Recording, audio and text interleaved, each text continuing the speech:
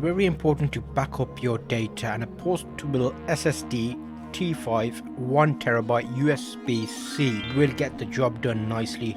We want something nice and small. We want it to be able to fit on the back of our laptop. Oh look, that's quite tiny, isn't it? Look at that big boy, and look at that boy there. This is like tiny, tinsy wincy how things have upgraded. Samsung portable SSD. I've got the 1TB version here. Got a type C to USB 3, and we've got a type C to type C, so that's quite handy. So it goes in via USB. This is the Samsung version. There are a couple of SanDisk versions out there via USB 3 to start off with. Oh look at that, that just popped up straight away, people. No messing about here. So let's have a look at a quick 1GB video file and see how long it takes to copy that over. So we're gonna go copy. I'm gonna put it straight onto the drive, paste. Holy moly, look at that, blazing. That's 1 gig there, peeps. About 5 seconds it's telling me. No friggin' way. You can see there 1.4 gig, 28 minutes, about half an hour, 1080p video, and that absolutely annihilated that. That's quick, so not so shabby. So that is the Samsung SSD T5, and things have come a long way since the old school drives. Hopefully this helps. We'll do a few more tests on it, benchmarks on it, see what's going down. So I'm running a quick test on there with the H2 test tool. We're doing 1000 megabyte, and we're seeing how long that takes. And you know what, writing speed 195 megabyte and reading speed 150. So overall that's not too shabby at all. You're looking at what, 6 seconds, and you verified that, so that's pretty impressive. So if you're not sure about what drive to get, you need to pick yourself up one of these little beauties. They work very well for writing reading speeds. So what I've got here is an enclosure. This is basically an enclosure to allow you to get USB type C or type C to normal USB, as in 3.1 or something they call it. However, the main thing I'm interested in is actually the enclosure, which is very small compared to hard drives that you're used to seeing, and it can be a nice size for portability. Here is the little option. Get rid of that. We've got a little screw. We can take the enclosure out. As such, we could put in our drive into here, which I have here. I can put it inside one of these.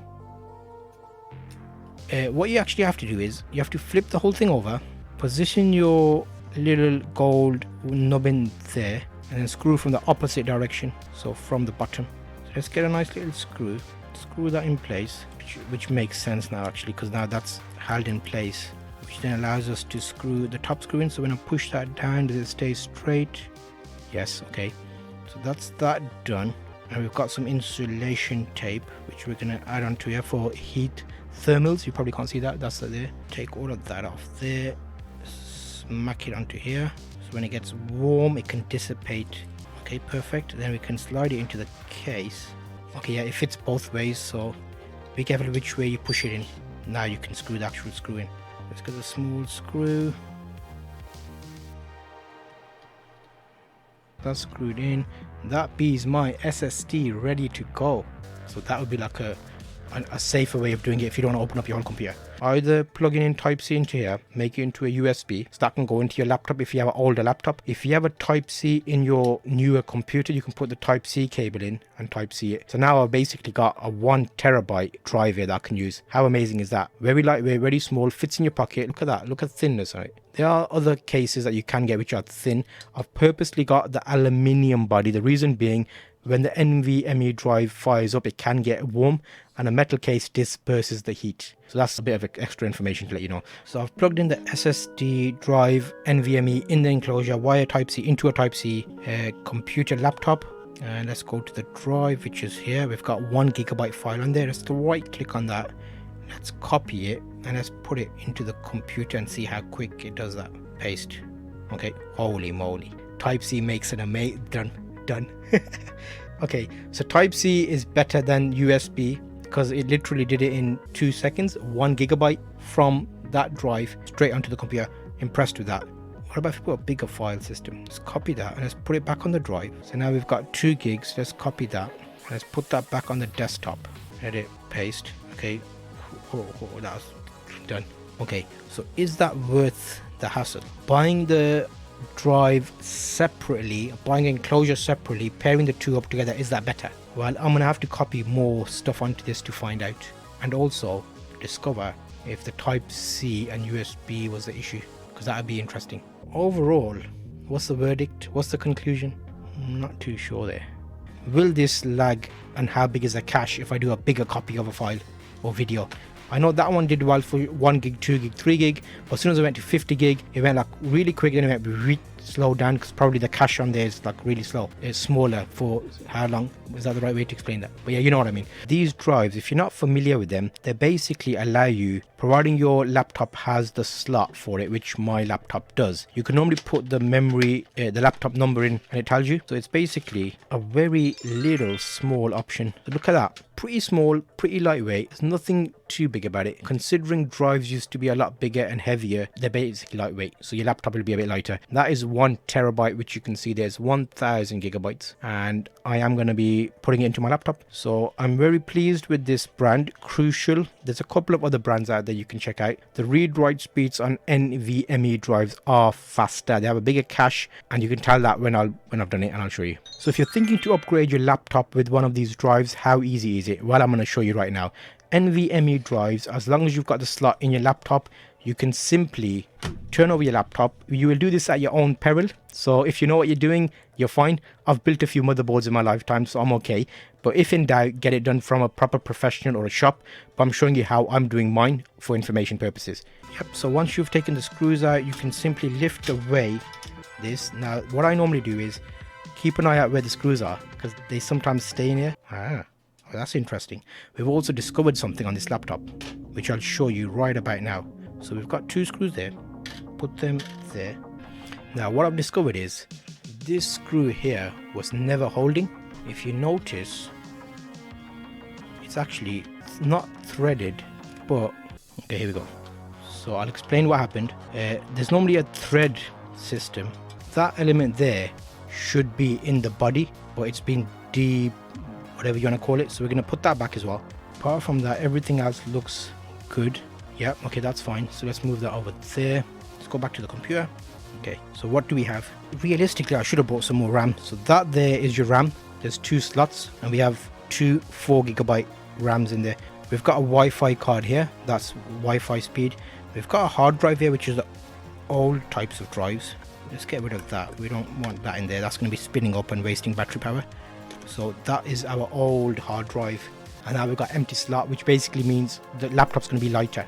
This is where our NVMe would go, in that slot there. So there's a screw holding it in place. You take the screw out and you can put your other one in there, and you're good to go. So that is how you would upgrade your laptop if you were upgrading your laptop. So backing up your data is very important, and everybody's looking at SSD hard drives. We have got the Barracuda 2 terabyte. So the internal one, if something goes wrong with your computer and you have a virus, if you backed up everything onto this drive, you've got a copy of everything externally. So what I like to do is backup, just in case you didn't get that backup. So the idea here is I've got loads of photos, video backed up on my desktop computer. I've got 2 hard drives which mirror each other, so one gets backed up to the next. If something were to go wrong and I lose both those drives, everything is currently will be stored on this additional drive, as well as a few more external drives. So it's just an extra option. Now what is this? Well, it's a USB bay hard drive docking station. Your data is on your computer. If something goes wrong with your computer, game over, mate, game over. You could probably recover it, but you don't want to go through that headache. So what we've got here is I wanted to back up a number of video files that are made in photography files. I've got some offsite backups. This is like my extra safe precaution. I thought it'd be like really big on my desk and take up a lot of space, but it wasn't that bad. So if I'm gonna quickly take it out of the box, you can see that's the system there. So actually, you know what, it's actually a decent size. It's not as big as I thought. I was getting quite worried that it'll take up too much space on my desk. Oh, wait a minute, what's this? Okay, so that's good for multi-country use. So we've got our adapter. I do like these. Interesting. Is it going to be that way? It's going to be this way. So you'll see the plug comes as such. You can see the metal contacts in there are there. There's 2 of them. So all you do is where the gaps tips are there, put it there and slot it down. So that's your plug ready. Obviously you've got your other non-UK plug as well. We've got a cable which will power it, so we're looking at USB 3. I have got a USB 3 dock on my desk anyway, so it should be good. So I've got the 2 things we need. So here's the unit. So what happens is in the back, luckily we have an on and off switch. You've got a DC 12 volt power. Plug the power in the back just like such, and then we're going to plug in the cable there. So super speed USB. Now this will sit on my desk. I'm going to set this up, plug it in. I've got my drives here. The best thing I like about this is, so now you watch this. So you can see that's plugged in there now. So that's one drive. You can clone drives as well. So there's a button on here which copies one drive to the other. So let me put the other one in here. Probably do it when it's flat on the table, it's better. So there, I've got 2 drives in there now. You can see them in there. And the best thing here is, I want to show you this. You don't have to have the bigger drives. You can put the 2.5 inch. This is the 3.5 inch. I've got a laptop drive here somewhere that I was just playing with. I have got a smaller laptop drive as well. So all you have to do is orientate it the right way, and you can plug in. You hopefully can see that there. So now you see I've got a small drive in the front and a big drive in the back. So you've got extra drives at home. You can actually back up data. I'm going to test the speeds on it right now. So I'm plugging in and do a proper live test so you can see it. Okay, so I have just plugged in the power, which is the 12 volt and the USB 3. When I plugged in the USB 3 without power, I didn't get anything. There's a button on the back here. You can see you can turn it on. So I'm putting it flat, turn the button on, and I got a red light there and it's reading. I can hear. Oh, beautiful. No way. I can't believe that. It just popped up. I'm like, what? That was so easy. No, nothing in life is that easy. Come on. Okay, let me just show you this. I can't believe that. I'm actually genuinely shocked. So there, it's popped up, and that is one empty location, and there's the other location. You can see there it's come up as a drive. So very interesting. Okay, so what I'm going to do now is to test the speed of this. I'm actually going to put a 1 gigabyte video file onto this drive, and you can see the screen now. So we'll show you that. Paste. We'll see how long that takes. Oh, 28, 30, 33. What? 400, 394. Yeah, okay, so we're easily getting close to 100 megabytes a second. That literally flew past. Can we time that? Whoa, okay. So that is impressive. Sometimes the question that comes to your mind is USB 3 thumb drives faster than hard drive SSD drives? So this is an old mechanical drive that I'm using in a dock. You can see that's the dock there. What I'm going to do now is put the same test on my USB thumb drive and see how long it takes there. So that's my last little check. So right now I've plugged in my USB dongle, my little thumb drive, which is USB 3 Kingston one. And the same 1 gigabyte file is taking a lot longer. You're looking at about 30 seconds. And you can see it's averaging 24, 25 megabytes a second. Whereas via my caddy onto my drive, I was getting 100 megabytes a second. So think about it. If I'm backing up gigs worth of video files, this is going to save me a hell of a lot of time over my thumb drive and SSD drives. So that is something to consider. This was the little caddy system that I was showing you. So I would say it's a good call if you've got mechanical drives or even SSD drives. I was getting quicker speeds.